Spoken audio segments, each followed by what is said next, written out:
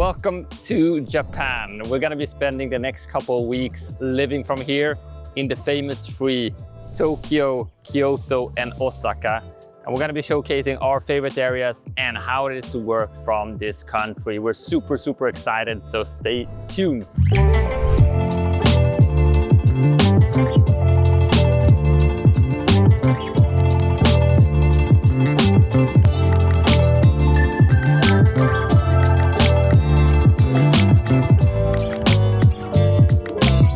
Starting off here, of course, in Tokyo. We've been spending 5 days here and we feel we're barely scratching the surface. There's so many cool areas to explore in the city. Like this one, Akihabara, which is like the electric city of Japan or Tokyo, which is really cool. Just even if you're not shopping, just to walk around here like we're doing today. Earlier today, we were actually in Shimokitazawa, which is more like a laid-back area with all these vintage shops and cafes. So you can get that vibe as well in the same day. And also, even earlier this morning, we were in Harajuku, super famous for all the nice, cool people dressing up and so on. There are, again, so many other areas. Like last night, Shinjuku, the party district, we were there enjoying some local drinks and eating. So you can cover a lot here, but still we feel we're just scratching the surface being here 5 days. So last time we were here, we tried out these amazing swan boats, which Jacob hates. And now up on the air again. I didn't know about it, but let's see if we're gonna try out that again. Normally, when you go to these big cities, you stay at hotels. But we have the privilege to work remotely, so we can try out more local areas and stay at Airbnb. So this time we actually tried out Ibisu, hard to say. But it was a really nice, cozy area. 30 minutes walkable to Shibuya, which is crazy, hectic, but this is a cozy, small area with a lot of English-speaking yoga place and also high rocks, which is amazing because when I was searching for a hotel, there was no gym. So I'm super happy that I found this place. The Airbnb itself wasn't the biggest one. I thought it was gonna be bigger, but when we opened up the door, it was only like this small room with this loft bed. But the internet was really good, so, and the area was nice, so in the end it was working out really well. But next time we're gonna choose a bigger one. Next up we are in Kyoto. We took the bullet train 2 hours and 10 minutes from Tokyo to Kyoto. We went from this hectic big city life to this calmness nature Kyoto. I was so surprised when we took the train here that you came so close to Fuji mountain. And it was so beautiful by the sunset and it was like glowing up. It was absolutely amazing. Today we have seen the nature and it's just so nice. It's so green, it's so beautiful. The weather is just amazing. Yeah, even if we're here, it's quite busy. You can see it's a little bit more touristy. There's a lot of people here, but it's still nice. Like we knew it's gonna be busy because it's the most busy time of the year because of the cherry blossom period. But it's not that bad. Like if you expect that it's gonna be people, I think it's fine. Yeah, and we've been traveling. We got a lot of good photos. So I'm happy. And we've been traveling India and China lately, so we're used to it. Exactly, we're used to a lot of people around us, so I don't mind. But if you expect that it's gonna be no people, then you're probably going in the wrong season. Even if we've only been here 1 day, I can feel in my mind and my body that it's started to calm down a little bit. Unfortunately, we're going to the next place tomorrow, which is Osaka. So it's going to be a big life, city life again. But at least we get to nice, calm days here. We've done a long day of sightseeing here today. So I had to get some coffee from Arabica here. And something we didn't actually know is that Arabica is originally from Kyoto, which is super cool. It's very popular in Dubai. And we always thought it had like it's not the name, that it was from the Middle East or something, but it's actually from here. And that's something, we're in one of the regional stores here in Sanensaka. And we've been walking around Sanensaka here today, seeing all the shrines and the temples. And even if there's a lot of people, as Malin was talking about, it's still quite enjoyable. We thought it would be even worse.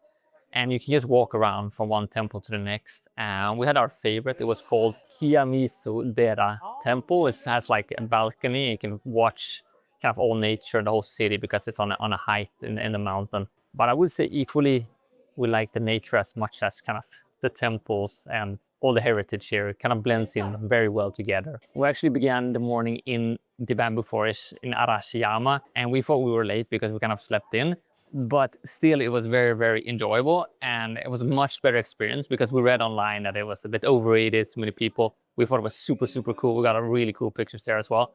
I can highly recommend actually paying for the ticket to go into the garden that's next to it. Normally, I'm not that big of a fan paying entrance to go into gardens, but this one was super nice and had a little lovely lake in as well. But in general, living here and staying in Kyoto has actually surpassed our expectations a lot. We thought it's just a place we had to go to see some of the old sites, but we can really see ourselves staying here even longer because the city is very simple to get around. The food has been absolutely amazing. The vibe in the evenings is like this pretty good pulse here, and like, so very positively surprised about Kyoto. If you're planning to just do one day or something in Kyoto on your Japan trip, I would highly recommend stay another couple extra days. And it's so easy to get to Osaka from here anyway, so you can get that big city life as well. But Kyoto, I would say 5+.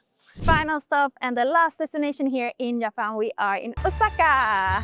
And we started this morning with the most touristic place, Osaka Castle.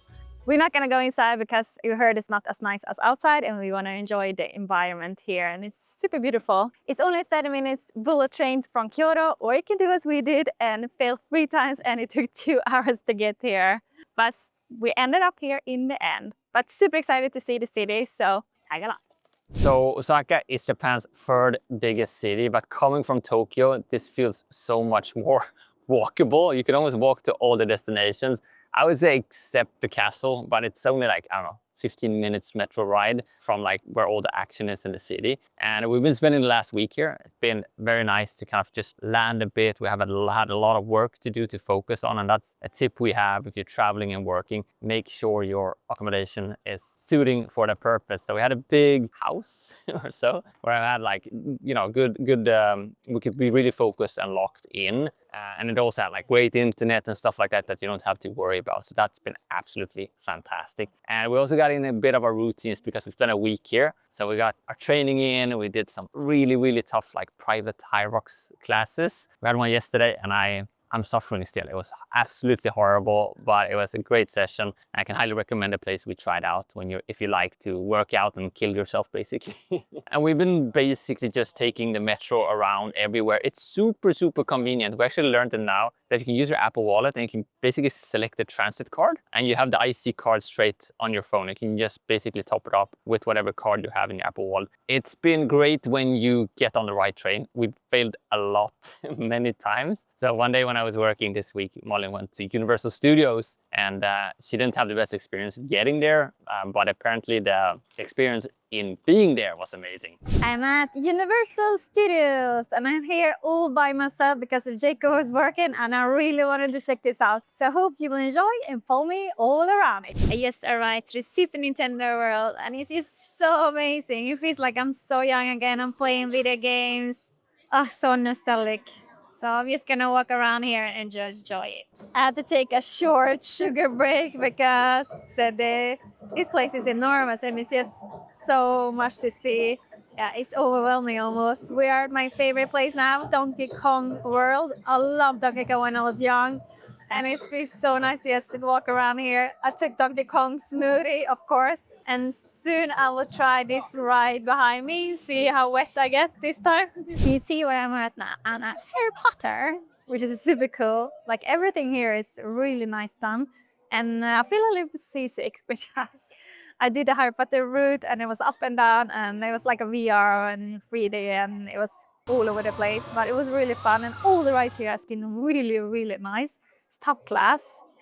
And if you discuss the prices, I paid 9,900 Japanese yen, which is around 50 euro for a day pass here. You can buy it online or you can buy it here, not by the entrance. You have to go to Lawson and go to this ticket machine. Everything is in Japanese, but they have this small paper where you can follow it separate, which was quite easy to do. But for $50 for free rides and everything, it's really pricey. So highly recommend to come here. Really nice. We made it downtown, as you might see right now, and the vibes there buzzing here. It's just gonna get more and more crowded the later the day passes. We're actually staying in another area close to Tsutenkaku. Okay, sorry for my pronunciation, but we're staying very close to there. A really cool neighborhood, especially at nighttime when it all lights up. Tried some amazing sushi over there, and it has this like big observation tower, so really cool vibe. Right now we're just outside Namba station here in Namba, and if you go further down there, you're gonna go to Dotonbori, the famous kind of Times Square area. It's super cool at night. It gets very crowded for sure. Some other areas that we really liked, if you don't want to have as much crowds, is Huria district, where we just had brunch. We tried the famous fluffy souffle pancakes. I was a bit skeptical before, but it actually blew my mind. It was so good. And we even got a picture of the family dog in the latte. So go with the kids, but I mean, even for adults, it's a great experience. And the pancakes were, I don't know, like just melts in your mouth. Really lives up to the hype. You have to wait a little bit, but it's worth the wait. We also just tried the matcha. We've been trying the matcha here in Japan because we're hearing it's the best. We're trying to learn to drink matcha. This one we tried now was with ice cream, so I think we're cheating. Still very good, and we're making it fresh in front of us. So much cool. I'm really excited to eat even more food here in Osaka. We're gonna try some of the local specialties, hopefully in the market later on as well. But everything here in the city center, it's all walkable. You don't have to, you know, just have good shoes, walk around, and I'll just spend hours here. It's just, you know, getting lost basically in the city. It's one of those cities you can just enjoy walking around and just window shopping and having a good time. So yeah, we're blessed to be here and to be able to experience this. We are at the Kuruman market and we had to try out this specialty that everyone is telling us to try. So let's see. Takoyaki. Let's give it a go. It's like octopus balls. It looks like the onion is like alive. That's the best takoyaki I've ever had. One out of one.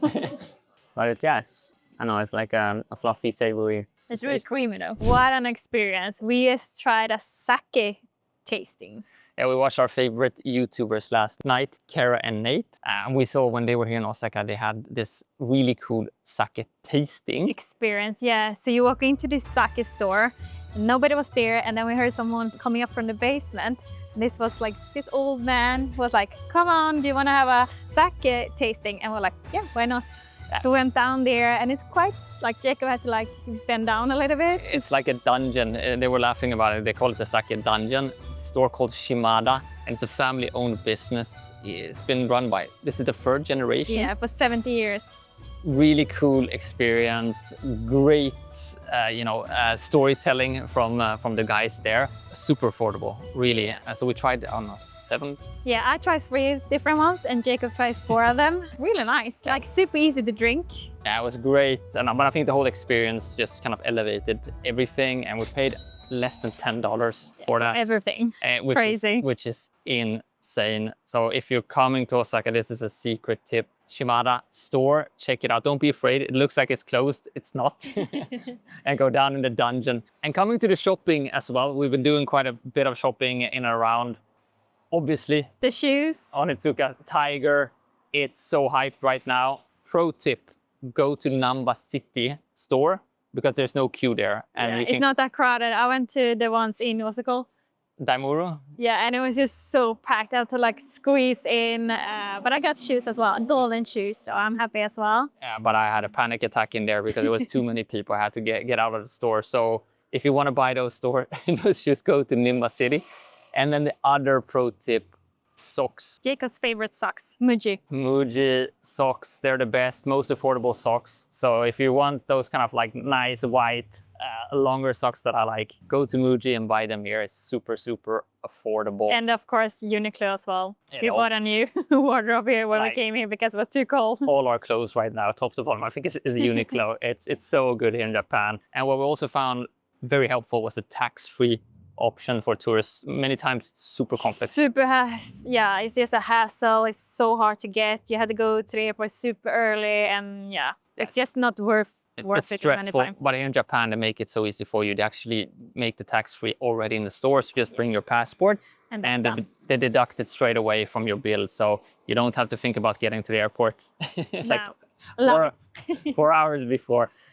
It's really smooth. And we have had an amazing experience here in Japan. Yeah, I feel sad to leave already. We've been here for 2 weeks, but it feels we have to go back soon again. We're for sure gonna come back here. It has a place in our heart. And if you enjoy this video, make sure to follow along on the journey. Stay tuned and we will show you so much more. Okay, see you guys. See ya.